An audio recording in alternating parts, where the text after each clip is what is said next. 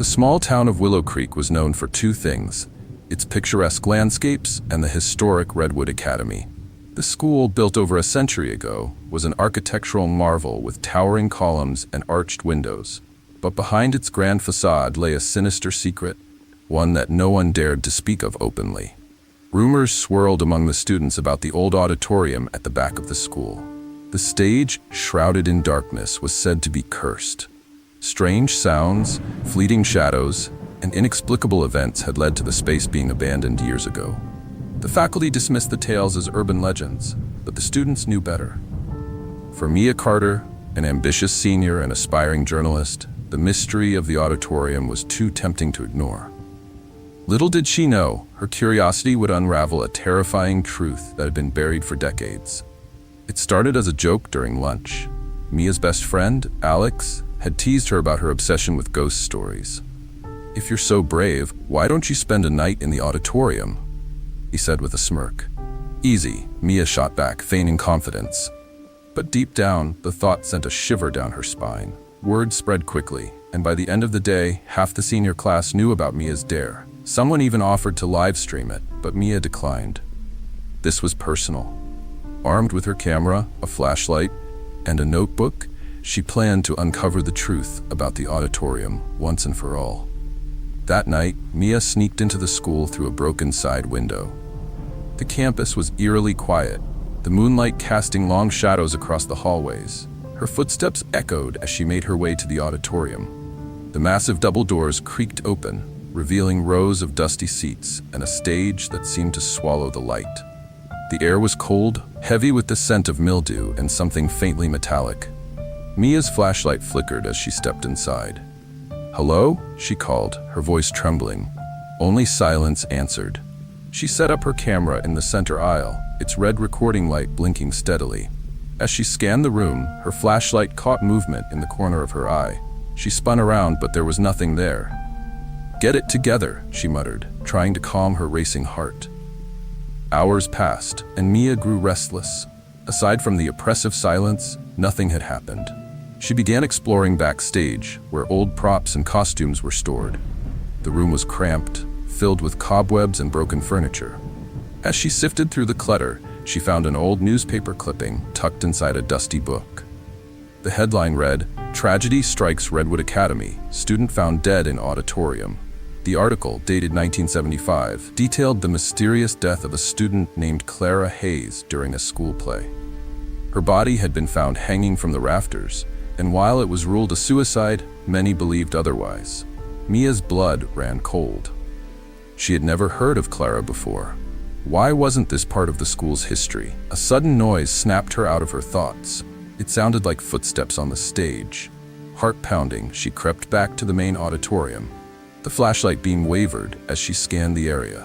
The stage was empty, but the air felt charged, as if she weren't alone. As midnight approached, strange things began happening. The temperature dropped sharply, and Mia could see her breath. The whispers started faintly at first, barely audible over the sound of her heartbeat, but they grew louder, more distinct. "Mia." Her name echoed through the auditorium, spoken by multiple voices. She whipped around, but there was no one there. The camera she had set up suddenly fell over, its lens cracking against the floor. Panic set in, but her determination outweighed her fear. She picked up the camera and pointed it toward the stage. Through the cracked lens, she saw something her eyes couldn't: a figure standing in the center, shrouded in darkness. It was a young girl in a torn dress, her head tilted unnaturally to the side. "Clara?" Mia whispered. The figure's head snapped toward her, and the whispers turned into a deafening roar. Lights burst to life, illuminating the auditorium in a blinding glow. Mia stumbled backward, shielding her eyes. When the lights dimmed, the stage was empty again. But something was different. An old journal lay at the edge of the stage, as if placed there intentionally. Mia hesitated before picking it up. The journal belonged to Clara Hayes. Its pages detailed her time at Redwood Academy, her struggles with bullying, and her passion for acting. The final entries were unsettling, describing strange dreams and a feeling of being watched. The last page was scrawled with a single sentence: "It's in the shadows, don't let it out." Mia barely had time to process the words before the whispers returned, louder and more aggressive. Shadows began creeping along the walls, converging on her. She ran for the doors, but they wouldn't budge. "Help me," she screamed, banging on the wood. A voice spoke directly behind her, low and guttural. "You shouldn't have come here." Mia turned to face the source of the voice, but there was nothing there. The shadows continued to close in, their shapes twisting into grotesque forms. Desperation took over, and she remembered the journal. Flipping to the last page, she noticed a faint sketch of a symbol. With shaking hands, she drew the symbol on the floor using a piece of broken chalk from backstage. As she completed the circle, the shadows recoiled, their forms dissolving into the air. The whispers faded, replaced by an eerie silence. The doors creaked open, and Mia didn't hesitate. She bolted out of the auditorium, not stopping until she was outside the school. The next morning, Mia returned to find the auditorium completely sealed off. The school claimed it was for renovations, but she knew the truth. She uploaded her footage, but the video glitched every time the figure appeared. Fragments of the whispers were audible, though, and viewers flooded the comments with theories. Mia couldn't shake the feeling that it wasn't over. That night, as she edited her footage, her computer screen flickered. A single line of text appeared. "You brought it with you."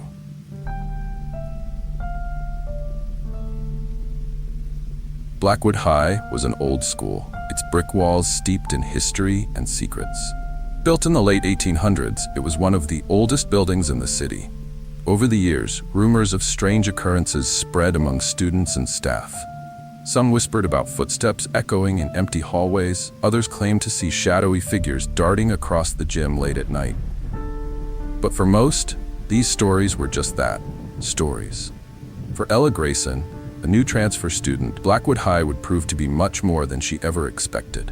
What began as a mundane semester turned into a waking nightmare, as she uncovered the dark history of the school and the secrets hidden within its walls. Ella stepped off the bus, her backpack slung over one shoulder. The towering spires of Blackwood High loomed ahead, their jagged peaks slicing into the gray sky. The building felt more like a Gothic mansion than a school. "You'll love it here," her mom had said. "Blackwood has so much character." Character wasn't the word Ella would have chosen. It felt foreboding, almost alive, as if the building was watching her. Inside, the atmosphere was no better. The hallways were dimly lit, the fluorescent lights flickering every few seconds. A faint musty smell lingered in the air. Students shuffled past, their voices low and hurried. No one met her gaze. Her first day passed uneventfully, though she couldn't shake the feeling of being watched. During lunch, she overheard a group of students whispering about room 13. When she asked her seatmate, Kyle, about it, his face went pale. "Don't go near it," he said, his voice barely above a whisper. "Just trust me." That evening, Ella's curiosity got the better of her. She searched online for anything about Blackwood High and room 13. Most of what she found were vague mentions on forums and old news articles, but one post stood out. It was from a former student who claimed room 13 had been sealed off for decades after a tragic incident. No details were provided, but the comments were full of speculation. "It's cursed," one user wrote. "Kids who go near it hear whispers." "My cousin said the walls bleed," another said. Ella rolled her eyes. It was all nonsense, she told herself. Still, she couldn't ignore the gnawing curiosity. The next day, during a free period, she wandered the halls, searching for room 13. It was located in the oldest wing of the school, where most of the classrooms were no longer in use. The air grew colder as she approached, her footsteps echoing eerily in the silence. When she found the door, it was boarded up, the wood splintered and rotting. Faded graffiti covered the boards, warnings like "Stay out" and "It's here," scrawled in jagged letters. Despite the warnings, she leaned closer, her ear pressed to the cold surface. At first she heard nothing, but then a faint whisper. "Ella." She stumbled back, her heart racing. How did it know her name? Ella couldn't shake the experience. That night, she dreamt of the door. In her dream, the boards were gone, and the door creaked open to reveal a dark, endless void. She woke up drenched in sweat, the whisper still echoing in her ears. The following day, she confided in Kyle. "I think there's something behind that door," she said. Kyle's expression darkened. "You need to leave it alone," he said firmly. Room 13 isn't just a rumor. People have disappeared. Disappeared? He nodded. Years ago, before it was boarded up, kids would dare each other to go inside. Most came out scared but fine. But a few, they never came out. The teachers claimed they ran away, but my dad was a student here back then. He said the school covered it up. Ella's curiosity only grew. She decided to investigate further, starting with the school library. Hidden in the archives, she found an old yearbook from the 1970s. Flipping through the pages, she noticed several students listed as missing, with no explanations. The last disappearance was in 1978, the same year Room 13 was sealed. Ella couldn't stay away. That evening, long after the school had emptied, she snuck back to the abandoned wing. The hallway was darker than she remembered, the air thick and oppressive. The boarded-up door seemed to beckon her. She brought a crowbar she'd borrowed from her mom's toolbox. Her hands shook as she pried at the boards. They came off easier than she expected, as if the wood wanted to be removed. When the last board fell away, the door creaked open on its own. Inside, the room was pitch black. She shone her flashlight around, revealing old desks and chairs stacked haphazardly. The air was thick with dust and the faint scent of mildew lingered. But as she stepped inside, the door slammed shut behind her. "Hello?" she called, her voice trembling. The room answered with whispers. Dozens of voices, overlapping and indistinct, surrounded her. The flashlight flickered, then died, plunging her into darkness. Panic set in as the whispers grew louder, more insistent. "Help us. Run. It's coming." A sudden flash of lightning illuminated the room, and Ella saw it. A shadowy figure stood in the corner, its form shifting and unnatural. It had no face, only a void where its features should have been. The whispers stopped, replaced by a low, guttural growl. Ella backed away, her hands searching for the door. But no matter how much she tugged, it wouldn't budge. The figure moved closer, its footsteps silent. Desperation took over, and she grabbed a broken chair leg, wielding it like a weapon. "Stay back," she screamed. The figure paused, as if amused. Then it lunged. Ella swung the chair leg, but it passed through the entity as if it were made of smoke. Cold hands wrapped around her wrist, pulling her toward the center of the room. Just when Ella thought it was over, a blinding light filled the room. The entity recoiled, its form dissolving into the shadows. She turned to see Kyle standing in the doorway, a flashlight in one hand and a cross in the other. "Come on," he shouted. Ella didn't hesitate. She bolted for the door, and together they ran down the hallway. The whispers followed, growing louder with each step. When they finally burst into the main hallway, the noise stopped. The air was still, the school eerily silent. "How did you know I was here?" Ella asked, her voice shaking. Kyle held up his phone. "You texted me," he said. "Just the words, 'help me.'" Ella frowned. She hadn't sent any texts, Barun. The next day, the school announced that the old wing would be demolished. Ella and Kyle never spoke of what happened, but she couldn't shake the feeling that it wasn't over. That night, as she lay in bed, her phone buzzed with a new message. It was from an unknown number. "Room 13 isn't finished with you." In the heart of Hollowbrook, a quiet town surrounded by endless forests, lay the prestigious Blackwood Academy. The school's towering Gothic architecture stood as a relic of a bygone era, its history woven with whispers of secrets long buried.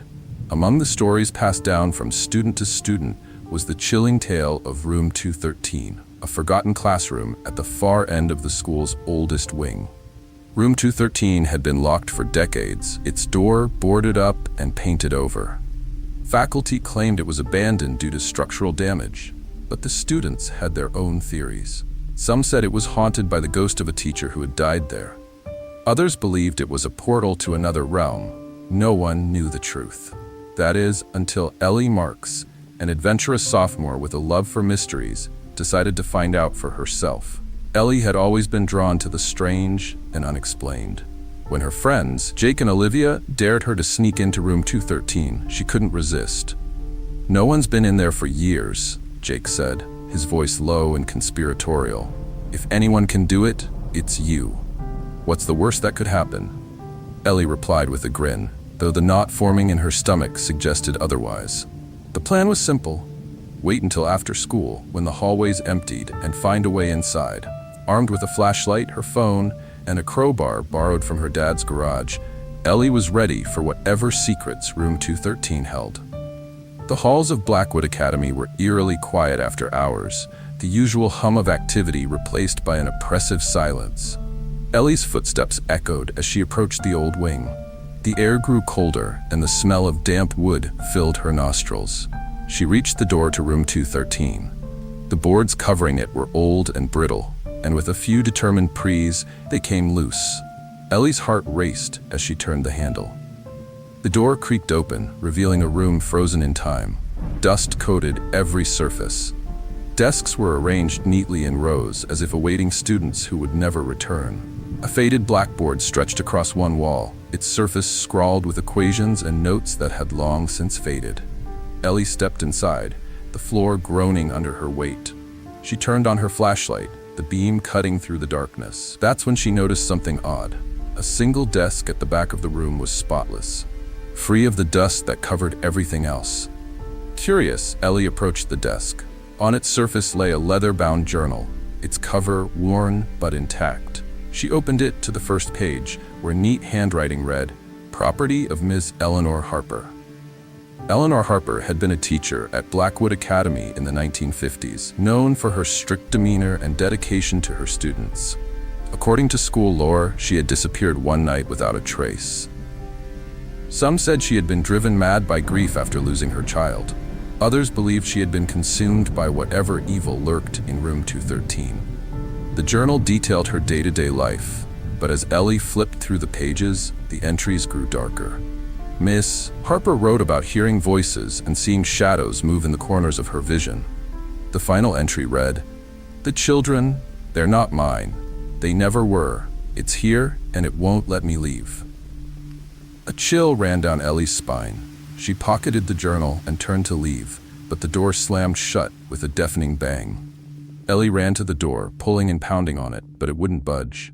The temperature in the room plummeted, and her breath formed visible puffs in the air.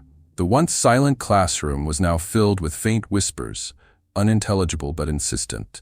"Hello?" she called, her voice trembling. The whispers stopped. Suddenly, the desks began to scrape across the floor, moving as if guided by unseen hands.